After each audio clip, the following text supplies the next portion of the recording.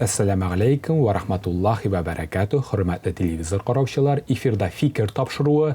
Biz haliga studiyada o'zimizga ko'rkam fikrdoshlar izlaymiz. Ikki shaxs ham bir fikr, qolgani topshiruv davomida belgilab bo'lar. Bugungi topshiruvda qatnashganlar dunyoviy fikrni taqdim etadi. Salovat Jer teatrining olishtirg'isiz bayonchisi, Tataristonning ham Boshqirdistonning ot qozongan artisti Alfred Abiy Yakshimbetov. Xayrli kun Alfred Abiy. Xayrli kun. Dini fikrni taqdim etadi. Markazimizning Al-Marjani masjid imomi Ansar Hazrat Miftaxov. Assalomu alaykum va rahmatullohi va barakatuh Hazrat. Va alaykum assalom va rahmatullohi va barakatuh. Hurmatli qonaqlarimiz, biz endi topshiruvni oddiygina so'rovdan boshlarga ko'nikkan. Kayflaringiz nechun? Alfred Abiy. Allohga shukr. Siz har vaqt yilmayib turasiz, Alfred Abiy. Sahnada da, turmushda da. Allayno. Mana bu Shulay bo'larga endi. Ey, subhanalloh. Ertan turg'achda Bismillahirrahmanirrahim deb yilmayib dunyoga qarasang, kuningda shulay motor o'tirib deb o'ylayman da. Rahmat Alfred Abiy. Sizni topshiruvda ko'rib bizga bek shodmiz. Rahmat. Hurmatli hazratimiz, siz endi Alfred Abiy bilan ko'pdan tanishlarda bo'lgan, kayflaringiz nechun? Allohga shukr, alhamdulillah. Allohning berganiga shukr. Nechun borliqqa keldi tanishlik? Söylab ketdingiz endi birozdan. Biz albatta Alfred Abiy bilan yish ishrashirga to'g'ri keladi. Turli choralarda bo'lsin, majlislarda bo'lsin, Salovat Abiyni yaqindan bilgan bo'lg'achdan endi biz har vaqtda da birdam shulay do'st tatu yashaymiz alhamdulillah. Allohga shukr. Rahmat hurmatli do'stlar, tanishib ketdik bo'g'ay. Oxirgina topshiruvimizning birinchi ulushini, tanishuv ulushini da oyoq bosaylik hali. Tanishuv ulushini boshlab jibaramiz. Hurmatli fikrdoshlar, tanishuv ulushi tubandagicha boshqariladi. Kishi o'zi turida o'zi tanishtirib o'tirmay, yana shu o'tirgan fikrdoshini umr bo'yi boshqargan ishchanligi turida o'z fikrini bildirib ketarga tegish. Alfred Abiy, sizga endi Ansar Hazrat Miftaxov shug'ullangan izgi xizmat, dinga munosabatingizni bildirib ketarga kerak bo'ladi. Ansar Hazrat endi sizga Alfred Abiy umr bo'yi shug'ullangan muzika ishchanligini munosabatingizni aytib ketarga kerak bo'lacak. Alfred Abiy, sizdan boshliq rahim aytib, dinga bugungi kunda munosabatingiz nindi? Dinga munosabat mening yaxshi, aybat deb aytayım endi. Chunki men tug'gandan boshlab balakay chaqdan nanaytilarında bizda babushkalarni tinglab, ularning duolaарын tinglab o'sib ketindi. Mana tarbiya shundan boshlangandir deb o'ylayman. Dinga qarata dünya boş, türlü vaqtlar bo'ldi endi Sovetlar Soyuzi vaqtında bitindi. Biz şol yerdagi balalar imiş Allah yo'q deb aytdilar bitindi. Mana shunday istoriya bo'yicha endi. No, lakin ona qaramasdan baribir ko'ngilda balakaydan qolgan o'zimizning nanaylar o'qigan baribir shol chiqmadi. Qishqirib aytirga yaramasa da ishdan gel o'qinib yura turganman. Ishdan o'qinib mana shul ko'ngilni yumshartayı, yaxshirtayını baribir o'zimə ishtangina ishonib Xudoga ishonaydim men. Mana shu. Rahmat Alfred Abiy. Hurmatli hazratimiz, Alfred Abiy Yakshimbetov umr bo'yi boshqargan muzika ishchanligina munosabatingiz nindi? Alfred Abiyning xizmati, ishi bo'yinda albatta ijod deb olsak da buni ijod deb olirga kerakdir. Chunki har kimga Alloh taolo o'zine ko'ra bir shug'ulni, o'zine ko'ra bir sifatni bergan. Albatta Alfred Abiy kebek boshqa kishilar o'ynay olmay, masalan, boshqa ijrochilar kebek boshqa kishi oningcha keltirib chiqara olmay, esa endi boshqa kishi turunda ikkinchi kishi albatta oning kebek xizmatlarni boshqara olmay, har kimga da Alloh taolo o'zine ko'ra bir ijodni, o'zine ko'ra bir sənədlərini bölək etgan. Çünki kimdir gazetlərdə türlü yazmalar yazı boyunca bik görkəm işin başqara, həm indi ulanın bilən tanıla, kimdir indi şu muzika ülkəsində olsun, kimdir jırlav ülkəsində olsun, kimdir kitaplar yazı məsələsində olsun, kimdir başqa türlü yaqdan özünü əlbəttə aşıb görsətə. Çünki indi bu Allah Teala'dan verilən bir sənət. Əlbəttə ol sənətə kilgəndə, çünki her bir eyberinin üzerine göre bir tertibi, edebi, ahlakı da bulurga tiyişli. Eğer de indi karasak, müzik ülkesine karasak, bizim indi türlü jırlar, mesela şeriatımızda rüksat etilgen jırlarımız var elhamdülillah. Salovat Abiy başkarında bir küp eni turunda, dünya turmuş turunda, hatta indi şu jırlar aşa dinimizni ürüp bargan Allah turunda, Allah Rabbimiz turunda, Peygamberimiz turunda da sözler kirtip, ol indi halkka şunu tanıtıp, onu anlatıp, halk indi şu җырлар аша бу инде динебезгә дә якыная һәм инде шушы бу бер иҗат, моны инде Аллаһ Тәала биргән бер сәләт, шушы сәләт инде Аллаһның рәхмәте белән Альфред абыйга тапшырылган икән. Ул инде аны дәвам итеп, һәр вакытта да шушы хезмәтендә алдагы көннәрен дәвам итәргә тиешле, шул сәләтне инде күтәрергә тиешле, чөнки бу Аллаһ Тәаладан бирелгән бер күркәм бер сыйфат, бер сәләт. Рәхмәт, хөрмәтле фикердәшләребез, танышып уздык. Без инде шушындый матур ноктада тапшыруыбызның төп өлешенә, фикерләшү өлешенә дә күчик әле. Фикерләшү өлешенә аяк басабыз. Хөрмәтле фикердәшләр, бүгенге фикер тапшыруына тема итеп тугрылык темасын алдык. Шуның өчен тапшыруыбызга тугрылыкның ачык мисалы Альфред абый Якшембетовны чакырдык. Альфред абыйның кулына баян алуына быел 52 ел менә. Салават абый белән эшли башлауына 43-нче елы. Рәхмәт сезгә, Альфред абый, кабаттан тапшыруга килгәнегез өчен. Без инде хөрмәтле хәзрәтебездән менә дини яктан ныгытып барса иде дип сорыйбыз. Тугрылык темасын диндә дә хөрмәт ителә бит, улмы хәзрәт? Әйе. Тугрылык бик күркәм. Тугрылык мәсьәләсе әлбәттә шәригатебездә дә бар, хәдисләрдә дә, Коръән аятләрендә дә тугрылык турында бик күп искә алына. Тугрылык мәсьәләсе ул һәркем тугры булырга тиешле, үзенең хезмәтенә дә, эшенә дә, һәм инде тормышында да, яшәешендә дә ир кеше хатынына, хатын-кыз иренә тугры булырга тиешле, һәм инде әйтә торган сүзләребез дә тугры булырга тиешле. Бу инде тугрылык мәсьәләсендә хәдисләрдә, аятләрдә бик хисап. Әле хәзрәтебез үзе дә тыйнак кына утыра. 11-нче елымны эшлим инде ди Мәрҗани мәчетендә. Субханалла, хәзрәт, хәерле имин эшләр булсын. Альфред абый, беренче сорауны сездән башлап җибәрик. Сүзенә тугры булган, эшенә тугры булган ди халкыбыз. Нәрсә соң ул тугры кеше өчен тугрылык? Шуннан башлап җибәрик әле, Альфред абый. Тугрылык, минемчә, беренчедән хөрмәт итүдән башланадыр. Хәзрәт әйтеп үткәнчә, туган ягыңа, әти-әнеңә, туганнарыңа, дусларыңа тугры булсаң, бар да әйбәт, мына тугрылык шуннан башланадыр. Хөрмәт итүдән, хөрмәт итсәң, тугры буласың инде, дип уйлыйм мин. Эшкә килгәндә инде, эш ягына мына мин дөрес әйтеп үттегез, 43-нче ел китте. 81-нче елны язында Салават белән танышып, бергә эшләй башладык. Аллаһка шөкер, субханалла, шуннан башлап бергә эшлибез. Бuna dini ягына килгәндә инде мен беренче Салаватка язып биргән җырларым да булды. Сират күпере дигән ул җыр тәрбияләү дигән аның припевында мондай сүзләр бар иде. Бер кайчан да онытмагыз, алда Сират күпере, әниләр безне кичерер, тик Ходай кичерерме дип шундый воспитательный сүзләр белән җырлар яздым инде мин. Әллә бик күп җырлар язырга тырышам, дини ягына килгәндә инде. Bir undan artık jır yazdım men dini мәсьәләгә. Җомга иртәләре дигән менә шундый җырлар. Кем кызыксына әйтегез, менә шундый мәҗлесләрдә җырлар сәхнәләрдә яңгыраса дини мәсьәләгә мен бәхетле булыр идем. Җиңел тормыш эзләп йөрүнең нәтиҗәсен тапмыйм мин. Мин менә шу бер кеше белән, тем более ышанычлы кеше белән алга бару, хезмәт итүне, халкыбызга хезмәт итүне яхшы әйбер дип табам. Дин ягыннан тугрылык нәрсә ул? Аңлатып итмәсезме? Дин ягыннан тугрылык мәсьәләсен аңлатып киткәндә, монда инде фәкать шушы тугрылык хезмәт мәсьәләсен генә алырга кирәкмидер. Чөнки тугры кеше ул инде хезмәтендә булсын, гаиләсендә булсын, һәм инде яшәешендә булсын, әйткән сүзендә торуда бу тугрылыкка килә.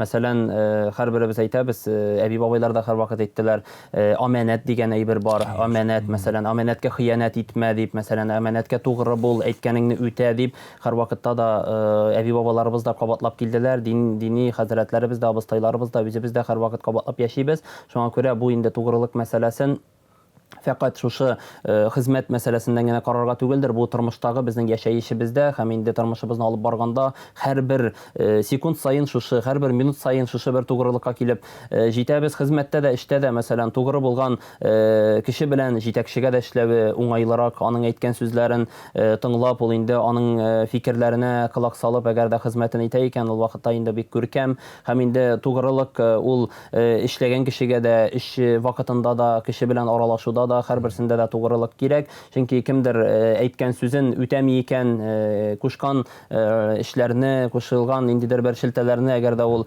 искә алмый икән, алар белән эшләми икән, димәк бу кеше тугры түгел. Аңа башка вакытта ышанырга да, башка вакытта таянырга да мөмкин түгел. Чөнки инде ул кайсыдыр вакытта шундый бер җайлы вакыт килеп туганда безне шундай уңайсыз вакытка да куярга мөмкин, уңайсыз положениегә дип әйтеп куярга мөмкин.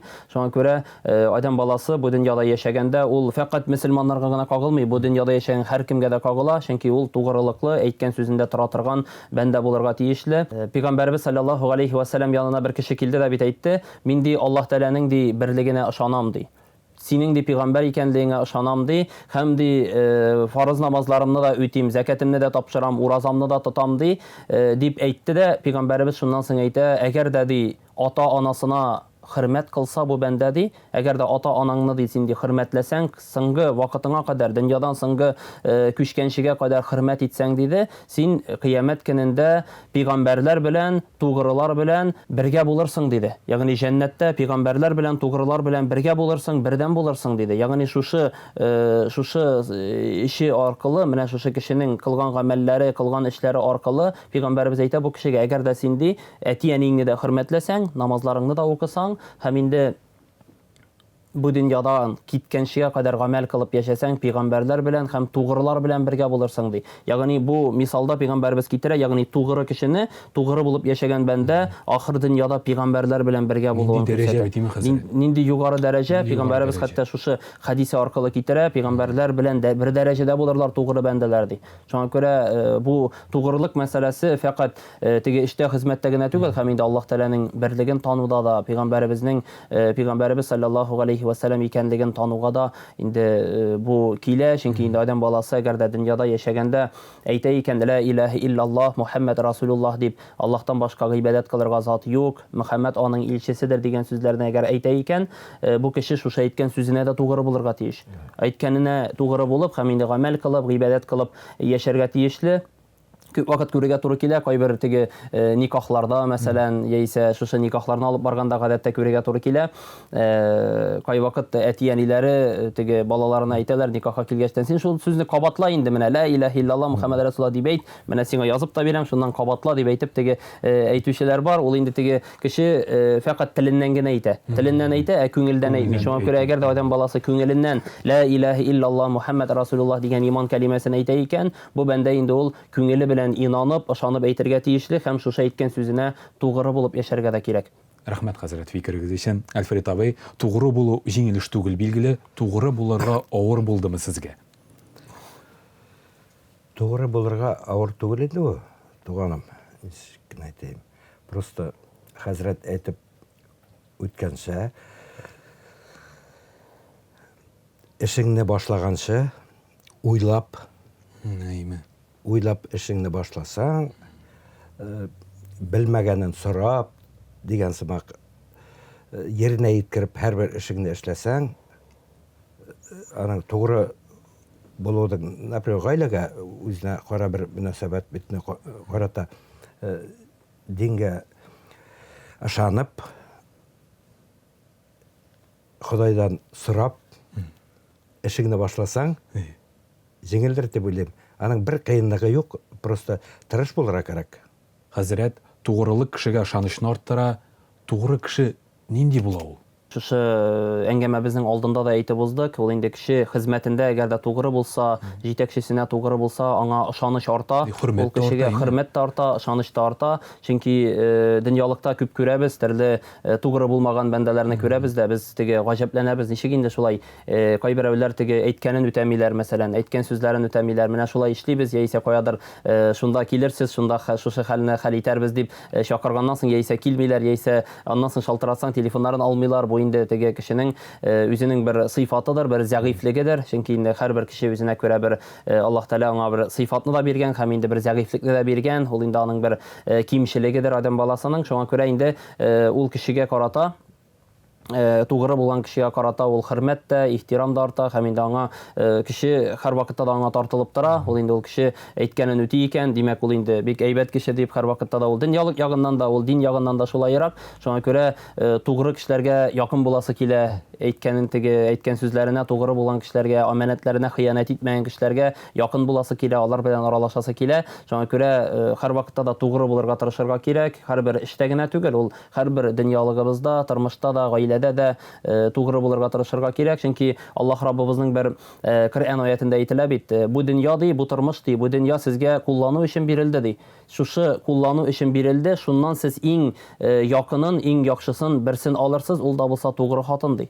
Тугры хатын ди, бу ди тугры хатын сезгә ди иң яхшысы һәм иң якыны булырга тиешле ди. Ягъни шушы Коръән аяты аркылы Аллаһ Раббыбыз безгә җиткерә, ягъни тормышта яшәгез, тормышыгызны алып барыгыз һәм үзегезгә якын тугры хатын алырга тырышыгыз. Тугры хатын алыгыз ди, хатыныгыз тугры булсын ди. Бу инде хатын-кызларга да кагыла. Шуңа күрә хатын-кыз тормышта яшәгәндә үзенең иренә тугры булырга тиешле. Бу Коръән аятында шулай аңлатылган. Шуңа күрә Коръән аяты Фуссилат сүрәсендә җиткерелә. Шуңа күрә инде бу дөньяда яшәгәндә хатын-кыз үзенең иренә тугры булырга тиеш. Тугры дигәндә бу теге фәкать башка ир-атлар белән аралаш Маска башка иратлар янына бармауда гына түгел. Тугры булу ул инде аңа ышанып, шушы иренә ышанып, аңа якын булып, аны хөрмәтләп, аны ихтирам итеп. Чөнки беләбез, пәйгамбәрбез заманында да, әби бабаларыбыз заманында да иратка карата хөрмәт, ихтирам бар иде. Гаиләдә хәтта теге истәл әзерләгәннән соң балаларга атаң истәлгә утырмыйча утырма, атаң килеп утырганнан соң, әтиең утырып ашый башлаганнан соң, беренче кашыкны капканнан соң гына ашарсыз, бисмилләгезне әйтеп ашагыз дип, теге әби бабалар һәрвакытта да әтиләренең никадәр дәрәҗәсе югары икәнлеген күрсәтәләр иде. Шуңа күрә бу инде атага карата булган ихтирам, атага карата булган хөрмәт һәм бу тугрылык, ягъни шушы бер тормыш иптәшен хөрмәтләп, олылап, аны балалар алдында да, теге тормышта да, ул аңа һәрвакытта да терәк булып, таяныч булып, тугры булып яшәве, бу әлбәттә безнең әби бабаларыбызның мисалында китерәбез. Без инде хәзер дә шундый булырга тиеш һәм инде шундый булырга тырышырга тиешлебез. Рәхмәт, хәзрәт, җиткергән фикерегез өчен. Альфред абый, кабаттан сезгә кайтыйк. Кем тугры, кем угры дигән гаҗәп тирән фикерле шундый бер әйтем бар. Моны төрлечә аңларга мөмкин. Тугры яхшы да була ала, угры карак та була ала, бәлки дини яктан башкача аңлашыладыр. Име хәзрәт, тугрылык кайчан сыналды? Сезнең язмышыгызда шундый вакытлар булдымы? Менә тугрылык шул вакытта сыналды ул Энекәш дигән. Әлбәттә, бу сорауга ничек кенә җавап бирим? Дөньяга төрле хәл була, Энекәш. Синең юмартлыгыңнан, синең тугрылыгыңнан файдаланып китүчеләрдә булды инде ул. Но мин андыйга барыбер сизеп калып бик юл куймыйсың бит инде. Мин уйлыйм, ярай инде файдаланып карасын әле, бер тапкыр дип кешегә возможность бирәсең инде. Но икенче тапкыр уже, әлбәттә, аңа уже юл ябык. Беренче вакыт елмайып кына карап, ярай, эштән сизәм аның алдашырга теләгәнен, ниткәнен, барыбер. Бәлки ул шу алдашу үзе дә совесы уйнап сыгынан яхшы якка, үкенеп, яхшы якка басыр дип уйлыйм инде. Шуның өчен дә, менә минем әйтеп үтәсем килә, дини яктан караганда мин менә һәр көн иртән торгач та үзем генә түгел, хәтта оныкларымны дуга укытырга өйрәтәм. Кеше бар яшьтән үк, 3 яшьтән башлап менә без внучкам менән Фатиха сүрәсен, Ихлас сүрәсен һәр көндә обязательно укыйбыз. Иртән торгач та беренче булып, шуннан да мәктәпкә әйтәм икән, алданрак чыгабыз да, шул ук Фатиха сүрәсен, менә алар уже яттан белә, Ихлас сүрәсен укымайча машинадан кузгалмыйбыз. Менә үзенә күрә бер воспитание. Димәк, кешегә, угры кешегә андай воспитание эләкмәгәндер, но һәр кеше барыбер яшь бара-бара дөрес юлга басыр дигән өметтә калам мин. Гел генә бит инде аферист булып яшәп булмый. Агала дөнья көтәргә кирәк. Но яхшылык юлына алданрак бассаң, әйбәтрәк буладыр дип уйлыйм инде. Альфред абый, матбугатта сезнең эшчәнлегегез белән танышып утырганда шундый юлларга игътибар иттем. Кем сәхнәгә беренче адымларын атлый, кем авыр хәлле гаиләдән, сез андый башкаручыларга җырны бушлай җибәрәсез. Бу да бит үзенә күрә тугрылык, михрабанлыкка тугрылык. Шулай килеп чыга түгел. Әлбәттә, ул беренчедән менә әйтик инде, олы яшьтәге апаларга, абыйларга, ягъни мәсәлән, дөресен әйткәндә, Хәмдүн апага, Хәмдүн апаны сез яхшы бик мисал күп итеп китерәсез. аңа мисал китерәм, чөнки мин аңа озаккы елларда 21 җыр язып биргәнмен. Икән мин аны теге санап та бармадым. Хәмдүн апа үзе әйтте. Әнекәш, зур рәхмәт, бuna 21 җырны җырлыйм. Минең икенче сулышым ачылды. Рәхмәт, әнекәш дип. Әлбәттә, андый кешеләргә, яшь балаларга ярдәм йөзе күрсәтергә тырышам. Гарип кешеләргә, например, ничек кенә әйтим инде, бuna сукыррак кешеләргә ярдәм йөзеннән ярдәм итәргә тырышам. Бөтенләй акчага тиңләнмәй. Шуңа кемнең хәленнән килә? Сатып ала инде, сатып алу, һәр сатып алу дигәннән төрле кеше бар инде. Җыр саталармы әйтеп тә әйткән, но минем уйлавымча һәр хезмәт түләнергә тиеш, бәяләнергә тиеш дип уйлыйм. Һәр хезмәт, һәр кешенең хезмәте. Әз генә нәрсә эшләсә дә, например, шигырь язучы икән, шигырь әз генә, скажем, артистларга бирә икән, ул бит әз генә теге садака сымак кына түләп ала да, аңа бит үзенең күңелендә рәхәт була, наверное. Без аңа рәхмәт укып, нитеп калабыз. Безнең дә хезмәт ул. Ул бит шул ук артист уже, например, җырчы дип әйтик, сәхнәгә басып бит, ул бит нигә акчага барыр җырлый. Шуңа бу дөньяда һәрбер әйбер әзме күпме ул барыбер бәяләнергә тиеш дип уйлыйм мин. Рәхмәт, Альфред абый. Без акрын гына фикерләшү өлешенең финал соравына да килеп җиттек.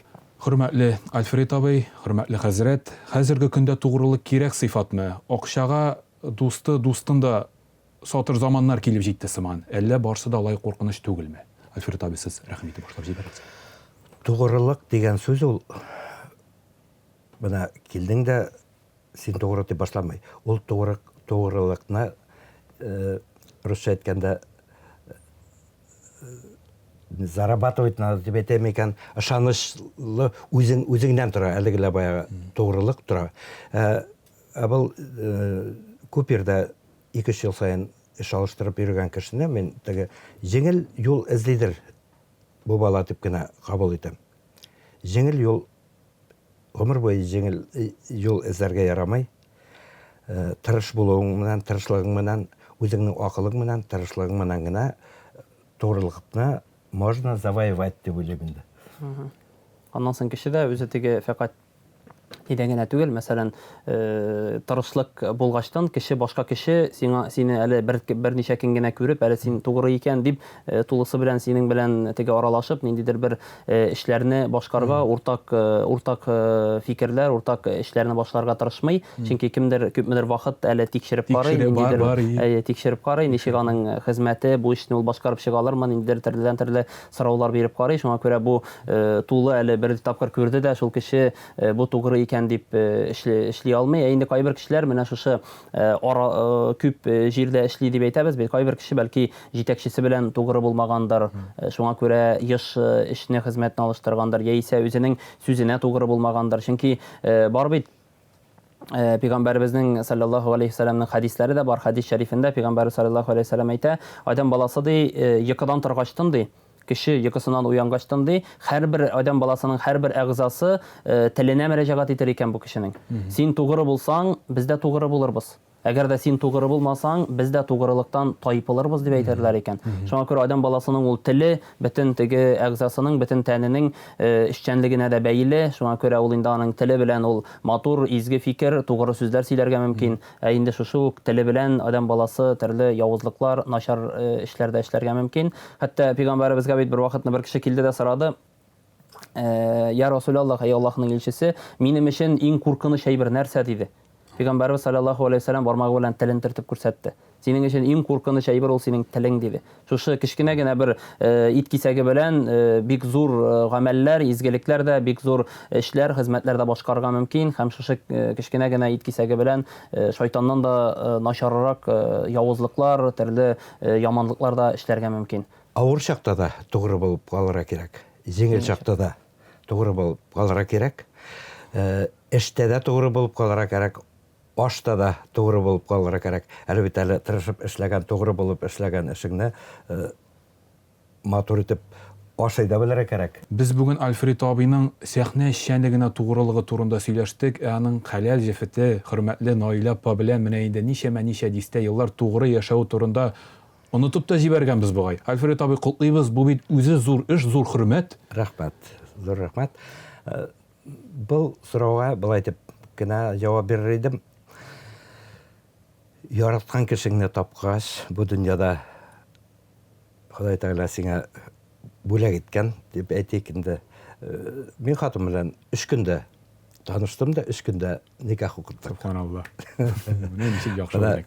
бу минеке дип өйләндем. Аллага шөкер, менә хәзер узакламай 40 ел була. Бергә яшәвебезгә. Ул мине аңлый, мин аны аңларга тырышам. Әлбәттә, бик тату, бик матур итеп аңлашып яшибез. Аллага шөкер. Менә 3 оныгыбыз бар, 2 балабыз бар. Барсы ла әйбәт. Дөресен әйткәндә, ул Наилә минем Худайдың бүләге дип кабул итәм мин, хөрмәт итеп. Biz bik şatsızın için Alfred abi sen sağ olunuz. Hazret, gailede tuğrılık nişik irişele? Гаиләдә тугрылык бу инде фәкать беркендә генә ирешә торган нәрсә түгел. Бу инде еллар үткәннән соң, еллар барганда тормышның теге бер-береңне аңлау, бер-береңне санлау белән, бер-береңә ихтирам, бер-береңә хөрмәт белән аңлатыла. Төрле генә нинди генә вакытлар килеп туса да, төрле вакытларда кеше авырлык вакытында да санала, шатлык вакытында да, куаныч вакытында да санала. Һәрбер кеше үзенең гаиләсенә, әгәр дә ул тугры икән, тормыш иптәшенә шул кадәр якын икән, ул инде аны аңлый икән, бу миңа Аллаһ Тәгаләдән бирелгән бүләк, Аллаһ Тәгалә тарафыннан бирелгән миңа бер куаныч, моны Аллаһ Тәгалә миңа минем тиң парым итеп насыйп иткән дип моны аңлый икән. Бу кеше инде бу тормыш иптәше белән тигезлектә, матурлыкта гомерләренең соңгы минутларына кадәр яшәргә тырышалар. Әлбәттә, кайберәүләр моны аңлап бетерми, шуңа күрә яшьләр инде бик тиз кызу фикерле һәм инде күп вакытта ялгышучан. Шуңа күрә инде өлкән буын һәм инде яшь буында бүгенге секендә әлхәмдүлилләh гыйлемле, зиһенле шушы мәсьәләдә, гаилә мәсьәләсендә дә, гаиләдә булган аңлашылмаучанлыклар мәсьәләсендә дә бик якын килеп, алар һәр вакытта да теге бердәм булып, уртак фикергә килеп, моны хәл итәргә тырышалар. Бу инде гаиләдә булырга тиешле бер сыйфат, бер-береңне аңлау, бер-береңне санлау булганда гына, бер-береңә хөрмәт, ихтирам булганда гына гаиләнең әлбәттә җимешләре дә була, балалар да, оныклар да була, аларның да куанычын да күрәсең. Бу Аллаһ Тәгалә тарафыннан бирелгән бер куаныч дип аңлап, моңа тугры булып яшәргә кирәк. Чынлап та әле тугрылыкны киләчәге бар тик безнең үзебездән тора дигән матур фикер белән. Шулай бит Alfred абый. Әлбәттә. Тәмамлыйк бу фикерләшү өчен. Рәхмәт, хөрмәтле фикердәшләр. Акрын гына тапшырыбызның тагында кызыклырак нәтиҗә өлешен аяк басыйк әле. Нәтиҗә өлешен башлап җибәрәбез. Хөрмәтле фикердәшләр, нәтиҗә өлеше булайрак башкарыла. Хөрмәтле фикердәш, янәшә утырган дустына, аның эшчәнлегенә бәйле яки бүгенге сөйләшүгә бәйле бер сорауны яудырырга тиеш була. Хөрмәтле Alfred абый, сиңа инде дингә бәйле, күңелеңне бер борчый бергән дини сорауны Ансар хәзрәткә бирергә кирәк булачак. Ансар хәзрәт инде хөрмәтле Alfred абыйның эшчәнлегенә бәйле бер сорауны, бәлки бүгенге сөйләшү тугрылык буенчадыр, аңа яудырырга кирәк булачак. Рәхим итегез, Alfred абый, сорауыгыз әзердә бугай. Ансар хәзрәт, хөрмәтле Ансар хәзрәт, бер сорауым бар. Хәйр садаканың күләме бармы ул? Бик кызык сорау. Хәйр садака мәсьәләсенә килгәндә, хәйр садака бу инде Аллаһ Тәгалә ризалыгы өчен бирелә торган бер садака. Аның әлбәттә ул фәкать теге акчалата бирү мәсьәләсен генә карарга түгелдер. Монда инде акчалата да яисә берәр төрле башка төрле бүләк мәсьәләсендә дә бирелә торган әйбер ул инде садакага тиң.